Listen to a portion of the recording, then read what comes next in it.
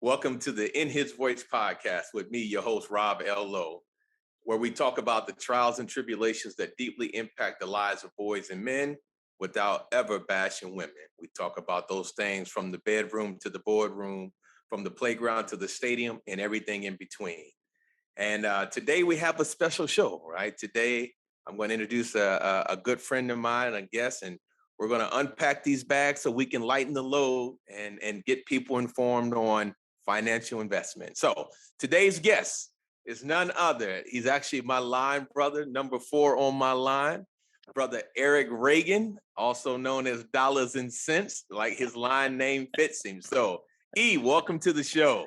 Thanks so much for having me. I appreciate you inviting me to the show, and congratulations on joining this ever adventure for podcasting. I'm sure you're going to be as successful as you've always been in all the things that you've done in your life. Well, I'm gonna tell you, dude, this show is perfect for the timing because I'm scared as heck right now, dude. I left corporate America almost 6 weeks ago, and I saved up a little money. I got a little things to the side, but I wasn't as successful as saving as you were, right? And so one of the reasons I want to have you on or that I'm having you on the show is to talk about. I want you to talk about your background Okay. and your corporate career and how you got to the point where you are. But really, let's talk about financial investment. Like, what are the myths? What are the concerns? What are the roadblocks? And then in all of your life, both from what you learned as a corporate executive to now owning your own financial advisory consulting firm, what's the things? And so I'm gonna turn it over, let you talk a little bit about yourself, what you do, and tell us your story. Sure. Happy to do that. Well, hello, everyone. I'm glad to join this podcast. I think it's a great opportunity for me to talk a little bit about what I do and my background. So I'm originally from Miami, Florida, and I went to Florida A&M University. I got a degree in economics. And I've been working as a commercial banker for many years. In fact, I worked as a commercial banker for 10 years, and then went back to school and got a master's, an MBA. And then after that, I transitioned into some finance roles. And my last role was as an executive for the order to cash business, which is credit, collections, cash applications, invoicing, and receivables. So I had a whole lot of people that work for me in corporate America. And I enjoyed my journey in corporate America, saw lots of different cities, and met lots of different interesting people. But ultimately, after the pandemic, I decided that it would be a great opportunity for me to do something different, work for myself. And so now here I am working for myself. I'm a licensed insurance agent, as well as have multiple degrees in economics, and I'm also a financial planner. And what's the name of your company, Eric? Name of my company is Wealth Action Planners, and you can search that on Google. I have a website, and I also have Instagram, and you can find me at Wealth Action Planners on Google and on Instagram as well, and Facebook. All right. Well, listen, now we got the preliminary and the logistics out of the way. Let's dive into this. All right, I call you E. So they're going to get, they're going to get to hear me call you informally. So we had cigars the other day in Miami, right? And we were talking about shooting this podcast. And I was telling you, like, you should do this video of you getting out of, one of your 2 BMWs, getting out in slow motion with some sunglasses on, and shoot it in front of a building because you live in Atlanta, in one of the business buildings, and let people see, like, you really are living this life. And you were like, Rob, that's not really who I am. I don't want to misrepresent myself. And I said, dude, you quit corporate America 3 years ago or 2 years ago, right? At the age of 51, you quit, and you're living off the gains from all of your assets, right? Without touching the principal. Right. And then you decided to start a company so you could teach other people how to do that as well, and become financial savvy, and hopefully become financial independent, where they too could quit their job and live off the gains and go do something they want. I got into financial investing in my mid 30s, and that's because of you. My wife had got some advice started a college fund, but we hadn't started investing. We hadn't started investing. And I called you and I said, E, give me some tips. And man, you started just downloading. And I was like, oh my God, I mean, I'm 30, 35, 36. I'm making six figures and I have no portfolio, none. And I'm listening to you and the stuff you were talking about. I was like mad because like, why would you let me be that ignorant at 37? You could have told me 10 years beforehand or whatever the case. By that time, we'd been in the frat like 14 years. Yeah. But you really had shared some things with me that I think changed my life. And since then I've shared with a lot of people. And so let's go unpack this. Let's talk about how did you know you wanted to get into Sure. financial services or economics, and Sure. then when did you start this pattern of learning to invest? Let's Right. start there. Right. So one of the things that I would tell you is, yes, I'm financially independent. So that's total assets of about seven figures, somewhere in that area. And yes, I do live off the gains that my portfolio has. It's still growing because of some of the investments that I've made.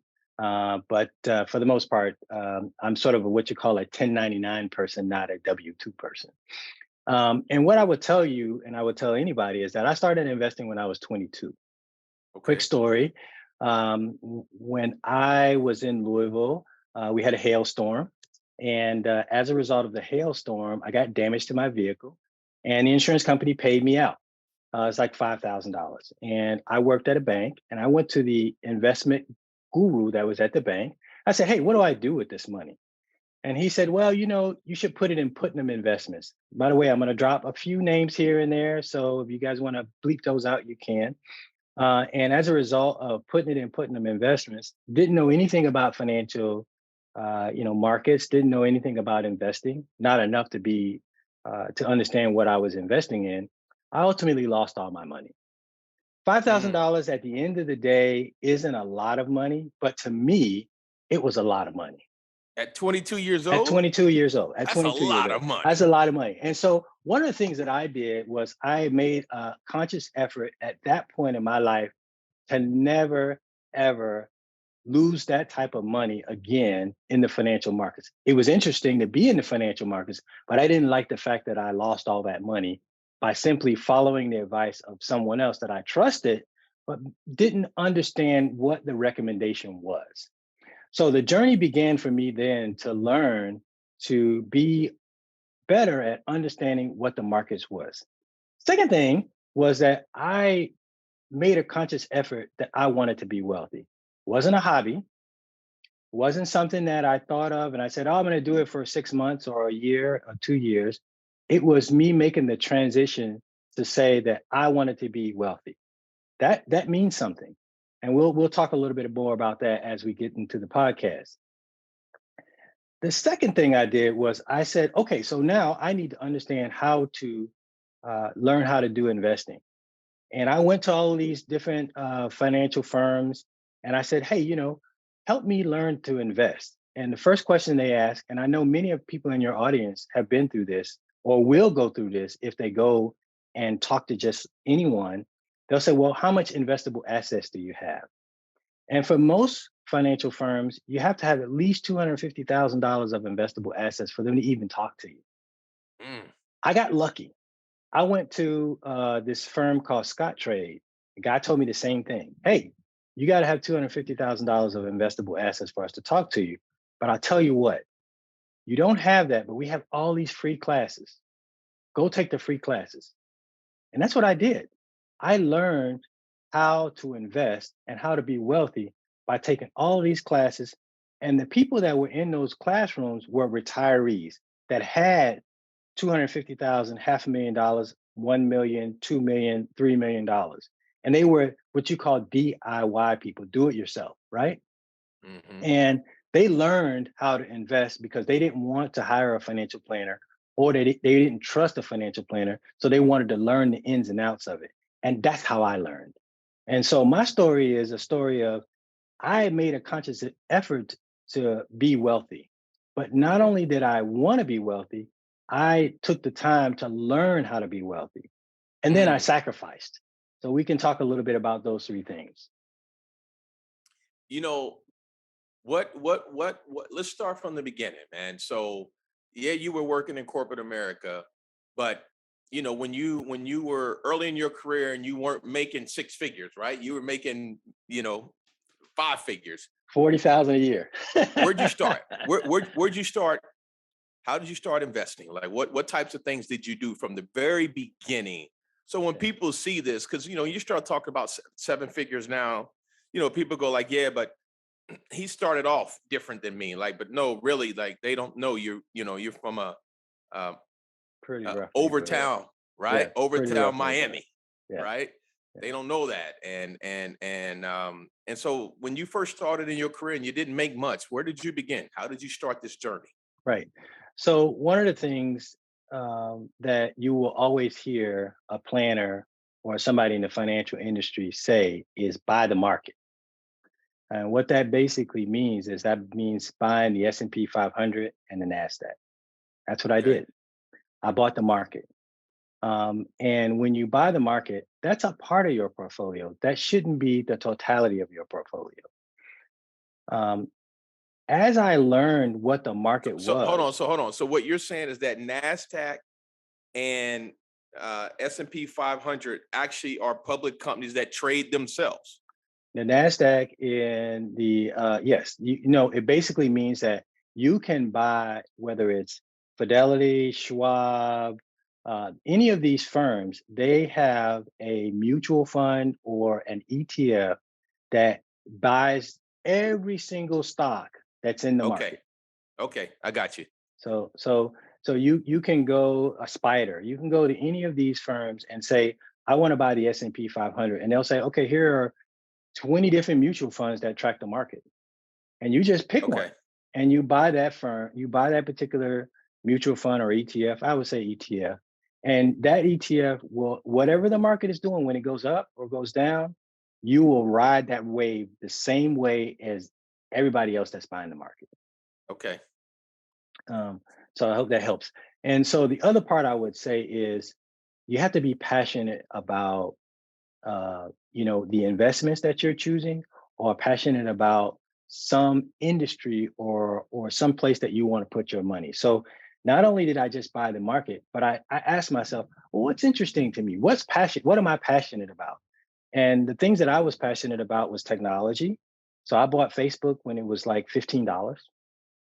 And I was also passionate about foreign markets, whether it's the FTSE or the Nikkei. I bought stocks in those particular portfolios. And Okay. what I did was I found places where I found joy in those particular parts of the portfolio.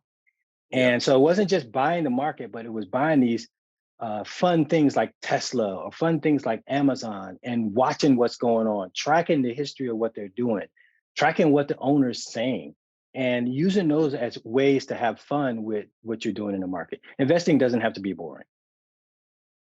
What um what role did 401k and other, like, common investments, life insurance, things like in the beginning? We'll get into portfolios, but in the beginning, when someone is starting out, what role do those things play in your investment strategy? Okay, so one of the things for me personally was, a 401k is what I call free money, right? And a lot of times, a lot of companies now aren't doing as much matching as they did, when we were coming up. But in Hmm. reality, you're going to get a guaranteed, 20 to 30% return on the money that you put in. And what I mean is that they'll give you, a dollar for every $3 that you put in, or something like that. They'll give you money back, Hmm. and that's a match, right? And that match typically is better than the market. So I would say when I was coming up, I tried to put every penny I could into 401k. Okay. And sometimes that meant that, if I got a bonus check, instead of going out and buying that luxury car, I put half of it into 401k. And that's one of the other things that I want to talk about is discipline. You don't find, Mike Tyson, hanging around before a fight. He's disciplined. You don't find, some of these NBA players not practicing what they're doing to be NBA players. They're disciplined. And I think Mhm. one of the things that you got to understand about wealth, and for me personally, was that it meant that I had to be disciplined about how I managed my money. Meant that I had to be disciplined about where I spent my money and where I invested my money. And in many cases, that meant that that bonus check that I got for whether it was $100 or 7,000 or $30,000, a good portion of that went back to my 401k. People who will say, "I got time. I'll invest in the future." What do you tell them? So Someone in their 20s, someone in their 30s. yeah, Let's start there. 20s yeah. and 30s. What would you tell them? Yeah. So I would say the market is like a roller coaster, and it goes on sale probably every 7 to 10 years. So yes, you do have time, but um, it doesn't go on sale enough for you to sit by the side. I mean, Mm, so if you think about that favorite shirt that you want to buy, and you've been watching it, you've been watching it's $120 shirt, you've been watching it, and now it's Father's Day sale, and it's now 30% off, and you run out and buy it. It's the same with the market. The market is always going upward. The trajectory of the market is upward. And if you sit on the sidelines waiting, saying you'll have time, you know, the price is going to continue to go up. Yes, there'll be a sale, but they only come every 7 to 10 years. And that's when we have a recession. And when we have a mm, recession, then you really should be buying in the market. There's an old saying of, you buy low, sell high.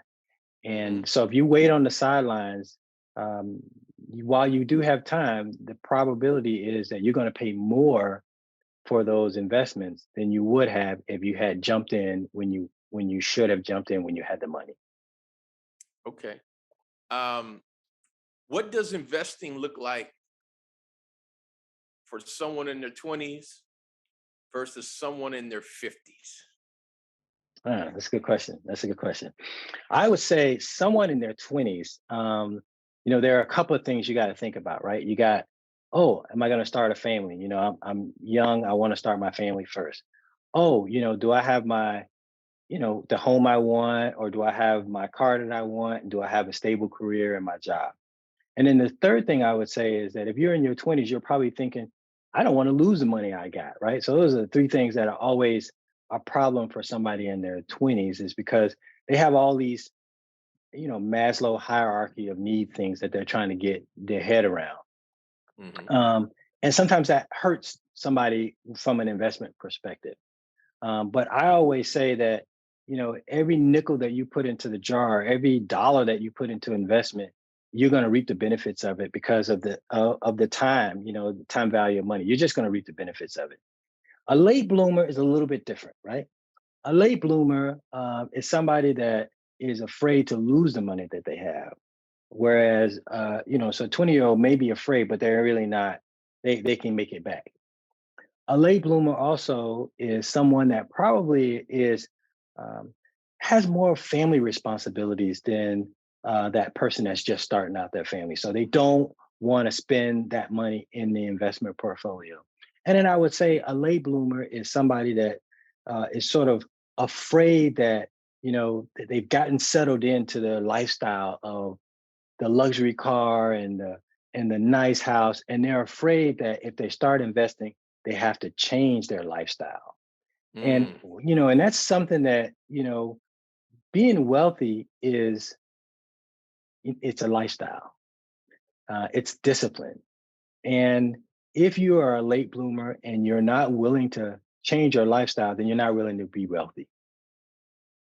If you are a young person and you're afraid to change your lifestyle, then you're afraid to be wealthy.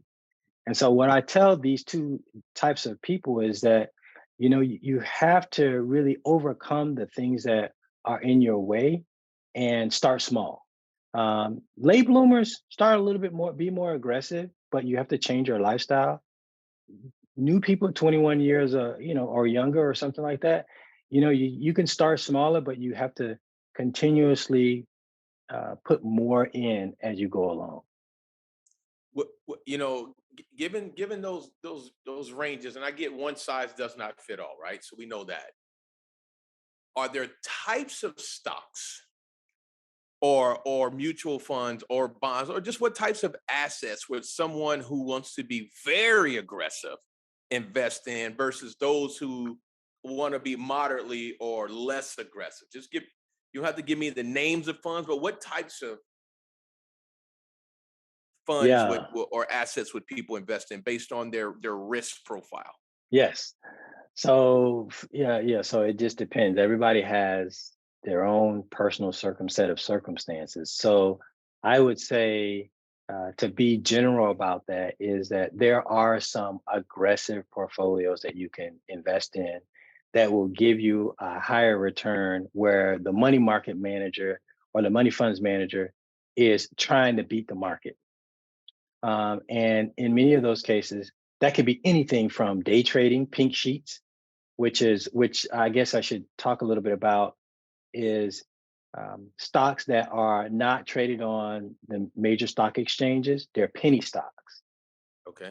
So when you hear a day trader, they're basically trading penny stocks. But if you buy it for a penny and it sells for 2 pennies, you've made 100% profit. So, um, so there are places you can be aggressive, very aggressive, and those places would be places where money market managers are designed to beat the market. You're talking about a 20% return. You can talk about pink sheets where you can make money investing in pink sheets or investing in day trading.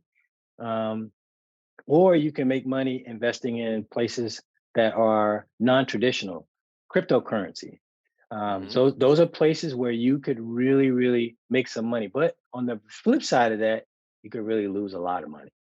So And um, that's considered aggressive those are investing, considered right? extremely aggressive. Yes, extremely aggressive. Yeah. And what's the step below that? What types of assets would you say someone who has, they have a moderate risk level? Like, are there particular industries they should invest in? Yeah. So again, I think it just depends on the personal makeup of the person.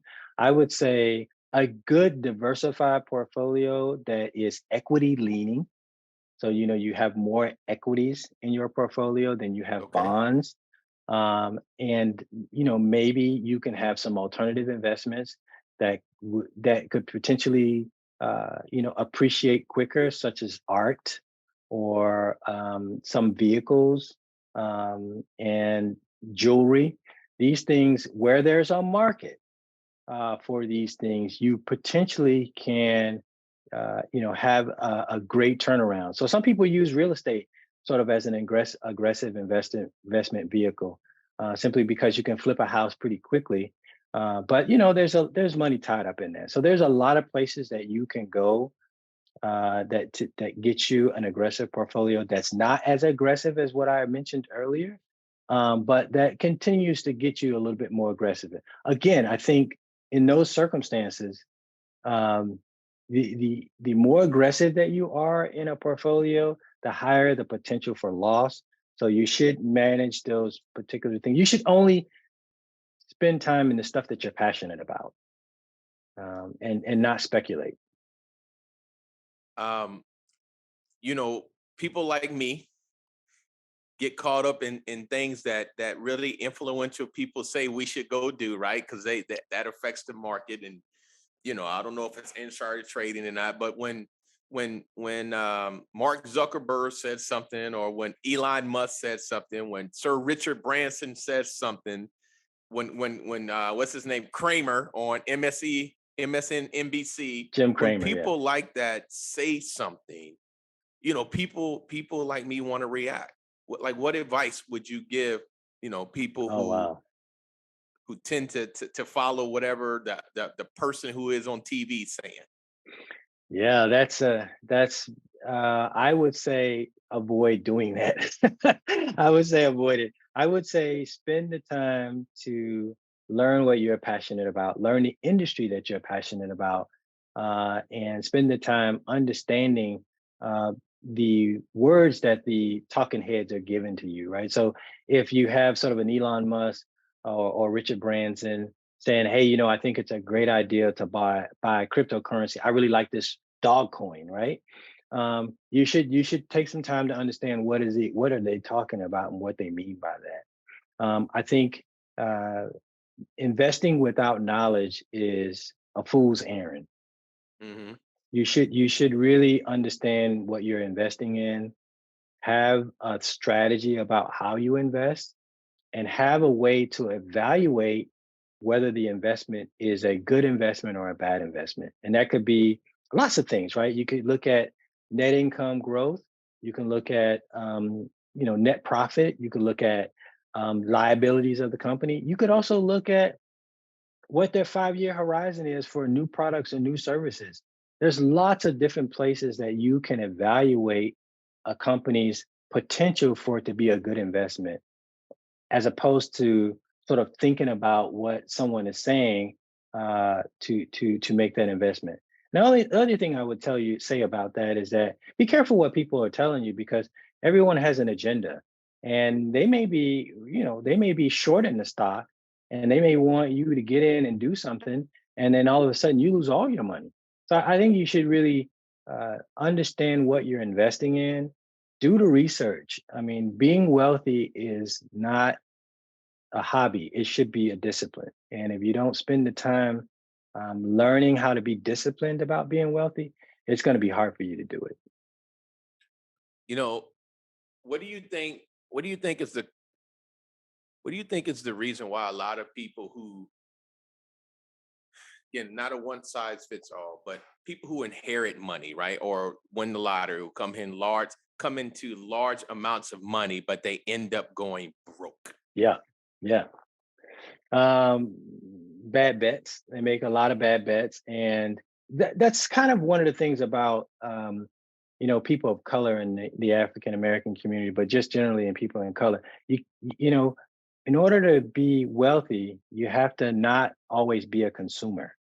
And so one of the things that I've been telling people is that being wealthy is a lifestyle, and you can consume, but you should moderate your consumption based on, your expectations of the return that you're going to get on that investment.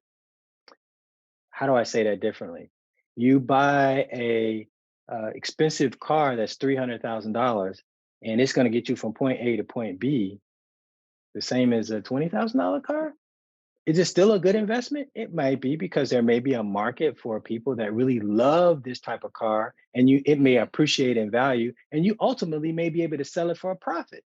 Hmm. But you should know that.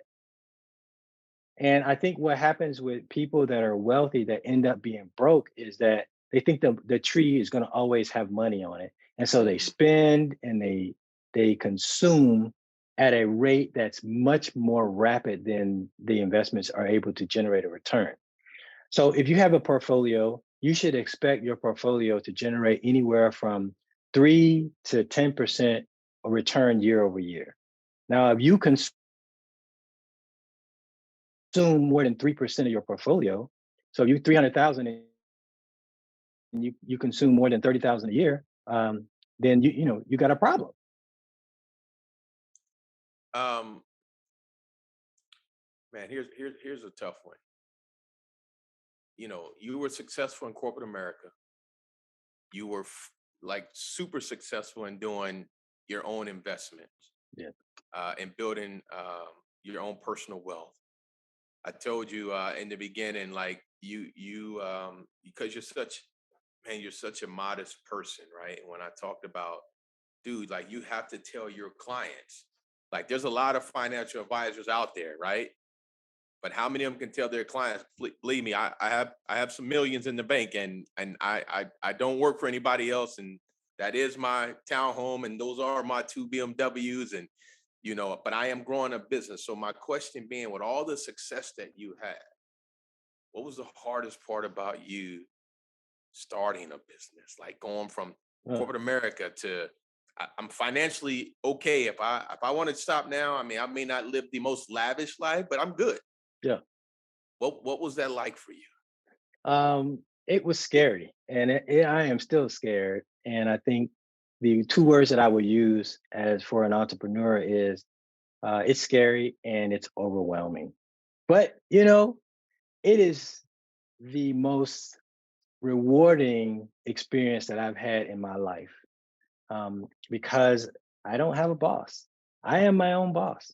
And I think that that makes the decision making process so much more streamlined, right? When you work in corporate America, you want to make a decision, or, you can still be an executive director, but you still got a boss.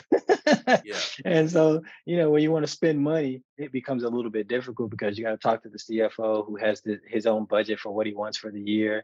You got to talk to the CEO who may say directionally that's not the right move that they want to make. So there's just a lot of things you got to think about. So for me, coming into this, entrepreneurship has been very rewarding. Am I afraid? Yes, for a lot of reasons. Am I overwhelmed? Yes.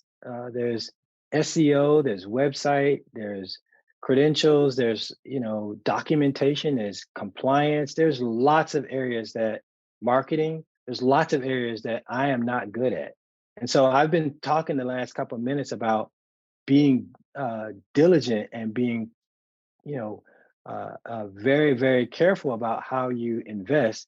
It's the same thing on the entrepreneur side. There's a lot of stuff I don't know. And as I get to be better at being an entrepreneur, I learn those things. Will I learn them to the point where an expert at it? Probably not.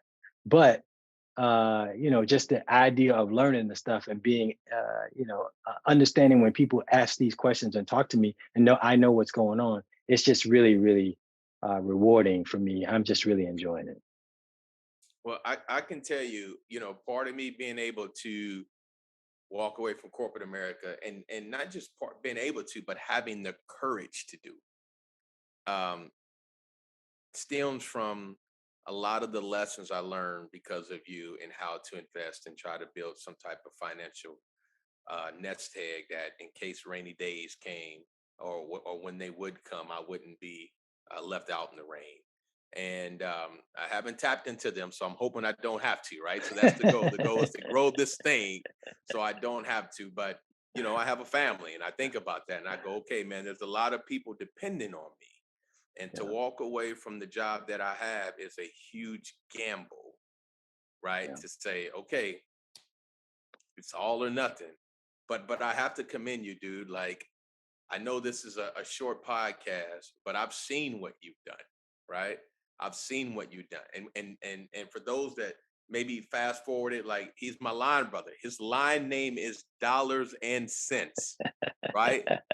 DOLLARZ, the letter N, and then SENSE, not sense, but it's a play on words. And we said that because we used to always tease him about being cheap. Like he was always frugal. But now that I'm older and I'm wiser, I would say no, he wasn't frugal. He's financially astute, yeah, right? He saw what we didn't see earlier. Now, each of us are very successful in our own rights, financially, professionally, and all those things.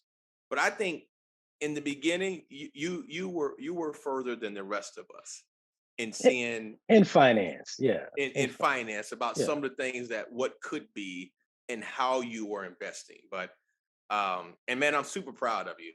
Thank you. Here's my question I asked, right?